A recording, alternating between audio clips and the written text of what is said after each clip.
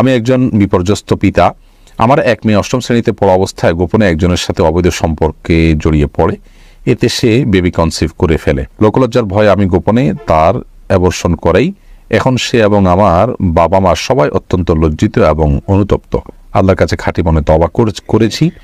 এখন তাকে আমার জিনার শাস্তি দিয়ে পবিত্র করতে চাই। আমরা জিনার শাস্তি পবিত্র করতে চাই যেন সে আখিরাতে আল্লাহর পাকড়াও থেকে বেঁচে যায়। এ বিষয়ে ইসলামী দৃষ্টিভঙ্গি আপনার কাছে জানতে। তখন আমাদের আপনি লিখেছেন সবার সময় বীর্য বিছানা চাদরে পড়লে বিছানা নাপাক হবে কিনা, নাপাক হলে তার করণীয় কি? যদি এটাকে খুঁটিয়ে উঠাতে পারেন তাতেও পাক হবে, আর ধুয়ে ফেলতে পারে সেটা উত্তম। অন্তত ওই জায়গাটা শুধু ধুয়ে ফেললে কিন্তু পাক হয়ে যাবে, পুরো বিছানা না ধুলেও চলবে। কাজী ফাতেমা লিখেছেন কোন লোক তার স্ত্রী থাকার পর একাধিক মেয়ের সাথে কথা বলেন, সম্পর্ক রাখার চেষ্টা করেও ফেরানো যাচ্ছে না, স্ত্রী হিসেবে করণীয় কি? স্ত্রী হিসাবে নিজেকে পরিপাটি রেখে যথাসম্ভব তার মধ্যে যদি কোনো প্রকার অভাব থাকে, শূন্যতা থাকে, সেটা দূর করার চেষ্টা করা উচিত। সে সাথে বোঝানো, ভালোবাসা দিয়ে কিংবা অভিমান করে কিংবা মুরব্বীদের মাধ্যমে বিভিন্নভাবে নরমে গরমে তাকে বোঝানো উচিত। এবং অন্য কারোর মাধ্যমে নিজে কোনোভাবে যদি সংশোধন করা না যায় তাহলে সেক্ষেত্রে তার পাপের কারণে স্ত্রী তিনি পাপী হবেন না, অপরাধী হবেন না। প্রত্যেকের পাপের বোঝা তিনি বহন করবেন। সবর করে যদি আপনি তার সাথে সংসার করে থাকতে চান সেটা সুযোগ আপনার জন্য শরীয়ত রেখেছে। আর যদি তার এই দুশ্চরিত্র এটার মাঝে আপনার টিকে থাকাটা কঠিন হয়, আপনার সবরের বাইরে চলে যায়, মনে হয় যে আল্লাহর বিধান লঙ্ঘন করে ফেলবেন, তাহলে সেক্ষেত্রে মুরব্বীদের মাধ্যমে তার কাছ থেকে তালাক নেয়ার এখতিয়ারও আপনার আছে। একদম বাহাদুর হাওলাদার আপনি লিখেছেন বাচ্চা দুধ খেলে মায়ের অজু ভাঙবে কিনা? না, বাচ্চা দুধ খেলে মায়ের অজু ভাঙবে না। মৃধা মানিক লিখেছেন সবার পর বিছানা চাদর পরিবর্তন না করে ওই বিছানার চাদরের উপরে অন্য কোনো সময় জানামাজ দিয়ে নামাজ পড়া যাবে কিনা? সবাসের পর বিছানার চাদর পরিবর্তন না করে, জি। যদি নাপাক পড়ে থাকে তাহলে সেটা পাক করার তো ভেরি ইজি। ওই জায়গাটা ধুয়ে ফেললে পাক হয়ে যাবে, বা খোঁচায় উঠে ফেললেও পাক হয়ে যাবে, বা বিছানার অন্য পাশে দাঁড়িয়ে আপনি নামাজ পড়তে পারেন। আর জানামাজ বিছানায় নামাজ পড়লে তো নামাজ হবে, কোনো অসুবিধা নেই। এর আখতার আপনি লিখেছেন বিয়ের পর কি কোনো ছেলের জন্য তার আগের গার্লফ্রেন্ডের সাথে কথা বলা হালাল হবে বইয়ের অনুমতি ছাড়া? গার্লফ্রেন্ড এই শব্দটাই হলো একটা নোংরামির শব্দ। আমরা গার্লফ্রেন্ড বলবো না, বরং বলবো যে তার জেনার সঙ্গী, যার সঙ্গে সে জেনায় লিপ্ত ছিল বা হারাম সম্পর্কে লিপ্ত ছিল, সে অবৈধ বন্ধু, হারাম বন্ধু, তার সাথে কোনো যোগাযোগ রাখা যেতে পারে কিনা। তো বিয়ের পর হোক আর বিয়ের আগে হোক, কোনো মেয়ের সাথে কোনো ছেলে যদি হারাম সম্পর্ক থাকে তাহলে সেই মেয়ে হোক আর ছেলে হোক, একজন অন্যজনের সাথে হারাম এটা বুঝতে পারার পর, তওবা করার পর, ফিরে আসার পর পুনরায় যোগাযোগ করা এবং সেই হারাম বন্ধু সুলভ যে যোগাযোগ আছে সেটা করা তাদের জন্য জায়েজ নয়। একান্ত নিরুপায় হয়ে কোনো প্রয়োজনে একজন আরেকজনের সাথে যোগাযোগ করতে সেটা তো অবশ্যই জায়েজ আছে। অতএব বিয়ের পরে যদি চেষ্টা করেন তাহলে তার অনেক বড় ধরনের খেয়ানত হলো, অনেক বড় ধরনের এটা আমানত নষ্ট করা হলো, তার স্ত্রীর সাথে প্রতারণা করা হলো, এটা জায়েজ নয়। যার কারণে আগের অবৈধ সম্পর্ককে পুনর্জীবিত করা কিংবা একে অন্যের সাথে আবার যোগাযোগ রক্ষা করা এটা গুনাহের কথা। সাদি আপনি লিখেছেন নামাজে সালাম ফেরানোর সময় পাশে থাকা আয়নার দিকে চোখ গেলে কি গুনাহ হবে? অনিচ্ছাকৃত চোখ চলে গেছে তাহলে সাথে সাথে আপনি নিজেকে ফেরত নিয়ে আসতেন, তাতে গুনাহ হবে না। কিন্তু ইচ্ছাকৃতভাবে আয়না দেখা, কোনো কিছু দেখা, এটা জায়েজ নয়। কারণ আপনার দৃষ্টি তো আপনার সালাতের যে এরিয়া নিচের দিকে নিবদ্ধ থাকার কথা, আপনার সেখানে ডানে বামে উপরে নিচে যাওয়ার কথা না। যদি যায় তাহলে সেক্ষেত্রে এটা সালাতের জন্য একটা ত্রুটি এবং সালাত যথাভাবে আপনি আদায় করলেন না। অনিচ্ছাকৃতভাবে একবার হঠাৎ করে চলে গেছে, সাথে সাথে আপনি ফেরত নিয়ে আসছেন, তাতে ইনশাআল্লাহ গুনাহ হবে না। আব্দুল্লাহ মামুন আপনি লিখেছেন বাবা মা কোনো অন্যায় করলে বা গুনাহ করলে সন্তানের উপর কি কোনো প্রভাব পড়ে? ভাই আব্দুল্লাহ মামুন, সন্তানের উপরে প্রভাব পড়ে এ অর্থে যে বাবা মা যদি কোনো পাপে লিপ্ত হন, তারা যদি কোনো পাপ চর্চা করেন, কোনো অপরাধ চর্চা করেন, তারা সন্তানরা সেগুলো দেখতে দেখতে, ছোটবেলা থেকে শিশুকাল থেকে তারা সেগুলো দেখতে দেখতে অভ্যস্ত হয়ে বড় হওয়ার আশঙ্কা থাকে। এই দিক থেকে তাদের উপরে প্রভাব পড়ায় বলা যেতে পারে। অর্থাৎ অসৎসঙ্গ অবলম্বন করতে করতে করতে করতে তাদের মধ্যেও সেই নেচারটা চলে আসার ভয়, সেই অভ্যাসটা চলে আসার ভয়, পাপের পথে পরিচালিত হওয়ার ভয় থাকে সমূহভাবে। কারণ মানুষ যা শুনে শিখে তার চাইতে দেখে শিখে অনেক বেশি। শিশুদের মধ্যে এই প্রবণতাটা আরো অনেক বেশি। এই জন্য বাবা মা কোনো পাপ করলে এ অর্থে সন্তান প্রভাবিত হতে পারে যে তাদের সে পাপ দেখতে দেখতে সন্তানরাও সে পথে পরিচালিত হওয়ার সমূহ আশঙ্কা আছে। আর যদি প্রভাবিত হওয়া বলতে আপনি এই বোঝান যে স্পিরিচুয়াল কোনো ক্ষতি, অর্থাৎ অন্তর্নিহিত কোনো ক্ষতি আছে, যেমন বাবা মা পাপ করবেন আর তার জন্য পাপের বোঝা সন্তানের উপরে পড়বে, বা অনেক সময় বলা হয় যে বাবা মা পাপ করছেন সেজন্য গর্ভস্থ সন্তান নষ্ট হয়েছে, খারাপ হয়েছে, এটা হয়েছে সেটা হয়েছে, তাহলে সেটা সঠিক নয়। কারণ আল্লাহ তাআলা বলেছেন একজনের পাপের বোঝা অন্যজন বহন করবে না। বিধায় এ অর্থে সন্তান পিতামাতার পাপের কোনো বোঝা বহন করবে না এবং তার প্রভাব তার উপরে পড়বে না। প্রত্যেকের পাপের বোঝা তাকেই পাবে। খন্দকার সাইদ আপনি লিখেছেন কোন আমলের মাধ্যমে কি মানুষের ভাগ্য পরিবর্তন হয়? দোয়ার মাধ্যমে মানুষের ভাগ্য পরিবর্তন হয়। কিছু ভাগ্য আছে যেগুলো চেঞ্জেবল, পরিবর্তন হওয়ার সুযোগ আছে, সেগুলো দোয়ার মাধ্যমে পরিবর্তন হতে পারে।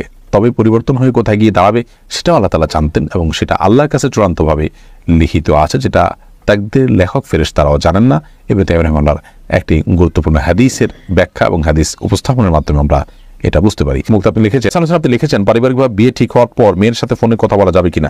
বিয়ে ঠিক হওয়ার পরে ফোনে একান্ত প্রয়োজনীয় তথ্য কোনো কিছু জানা দরকার থাকলে জানতে পারবেন। এমনি আলাপ সালাপ বলতে যেটা বোঝানো হয় আরো স্বামী স্ত্রী সুলভ আলাপ সালাপ, সেগুলো কোনো অবস্থাতে জায়েজ নয় যতর মধ্যে বিয়ের আগদ সম্পন্ন না হবে। মেঘনা এআইডি থেকে আপনি লিখেছেন, বিয়ের গিফট হিসেবে পরিবারের পক্ষ থেকে দেওয়া আংটি কি দেবর তার ভাবিকে পরিয়ে দিতে পারবে? না, দেবর তার ভাবিকে কোনো অবস্থাতেই পরিয়ে দিবেন না। এটি একটা নষ্ট কালচার। আমাদের সমাজে দেবর ভাবির সম্পর্কটাকে মনে করা হয় যে একে অন্যের সাথে খুনসুটি করবে, একে অন্যকে আপনার এই যে আংটি পরিয়ে দেয়া ইত্যাদি এগুলো করবে, এগুলো জায়েজ নয়। ইসলামের দৃষ্টিকোণ থেকে এগুলো হারাম, এবং এই কাজগুলোর মাধ্যমে হাজারো অনাচারের দুয়ার উন্মোচিত হয়, খোলে। আমরা সর্বনাশ হওয়ার পরের পরে আফসোস করে আক্ষেপ করি। যেমন একটু আগে একটা প্রশ্ন আমরা শুনলাম, যে প্রশ্ন শুনে আমরা বুঝতে পেরেছি যে কি পরিমাণ আমরা অসতর্ক, এবং অসতর্কতার কারণে কি পরিমাণ ক্ষতিগ্রস্ত হই আমরা, তার কিছু নমুনা এই সমস্ত ঘটনাবলী থেকে বোঝা যায়। নবী করিম সাল্লাল্লাহু আলাইহি ওয়াসাল্লাম দেবর সম্পর্কে বলেছেন, আল হামওয়াল মউত, দেবর সে তো মৃত্যু, আর পুরুষদের জন্য শ্যালিকা সে হলো মৃত্যু।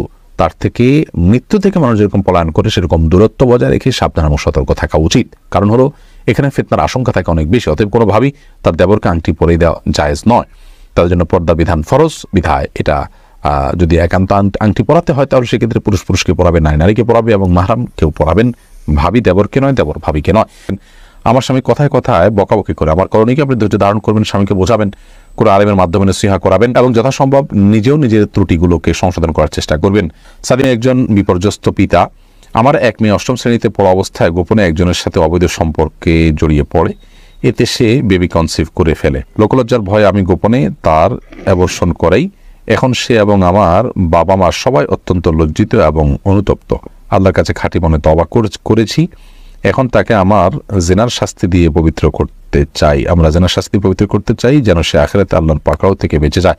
এ বিষয়ে ইসলামী দৃষ্টিভঙ্গি আপনার কাছে জানতে চাই। প্রথম কথা হলো ভাই, জিনার শাস্তিটা ব্যক্তি পর্যায়ে আমরা কার্যকর করব না, বরং এরকম পরিস্থিতিতে সে এবং পুরো পরিবার আল্লাহ তাআলার কাছে লজ্জিত হয়ে এবং হারামের পথ থেকে সরে এসে আর যেন কখনো এই ভুলটা না হয় সেজন্য আল্লাহর কাছে দৃঢ় প্রতিজ্ঞা করা উচিত এবং দৃঢ় প্রত্যয় ব্যক্ত করা উচিত।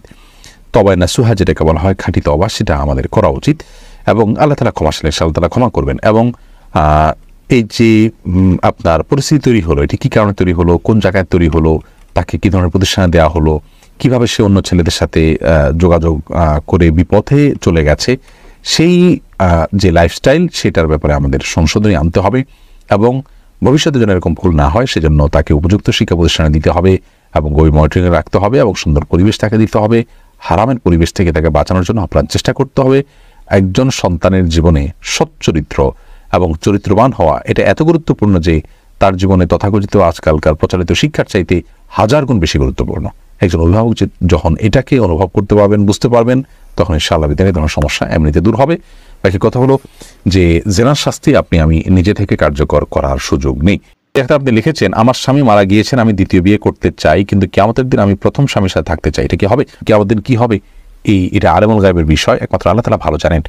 আমাদের দুনিয়ার আশা আকাঙ্ক্ষা আমরা যেভাবে লালন করি, মৃত্যুর পর আমাদের হুবহু এরকমই থাকবে, ব্যাপারটা কিন্তু সেরকম না। বিধায় আপনার যদি নিজের চরিত্র হেফাজত করাটা প্রশ্ন সাপেক্ষ বিষয় হয় তাহলে সেক্ষেত্রে আপনি বিয়ে করাটাই উত্তম। বিশেষ করে একজন জীবনসঙ্গী এটা খুবই প্রয়োজন হয় বেঁচে থাকার জন্য।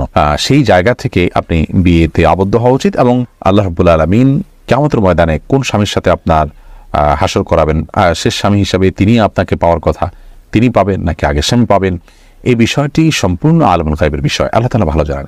এই বিষয়ে কোন হাদিস স্পষ্ট করে আলাদা করে কিছু বলে দেয়নি, যেটা আমি নিশ্চিত করে বলতে পারি আমি যতটুকু জানি। আল্লাহু বিসওয়াব। সুপ্রিয় দর্শক শ্রোতা, যে সমস্ত প্রশ্ন উত্তর আমরা শায়েখ আহমদুল্লাহ হুজুরের কাছ থেকে শুনলাম, অবশ্যই আমাদের উপকৃত আসবে, ইনশাআল্লাহ উপকার হবে। তো আপনার যদি ইসলামিক কোনো প্রশ্ন থাকে অবশ্যই আমাদের কমেন্টের মাধ্যমে জানাবেন, আমরা আপনার প্রশ্নের উত্তর দেওয়ার চেষ্টা করবো ইনশাআল্লাহ। ভালো থাকবেন, সুস্থ থাকবেন। আসসালামু আলাইকুম ওয়া রাহমাতুল্লাহি ওয়া বারাকাতুহু।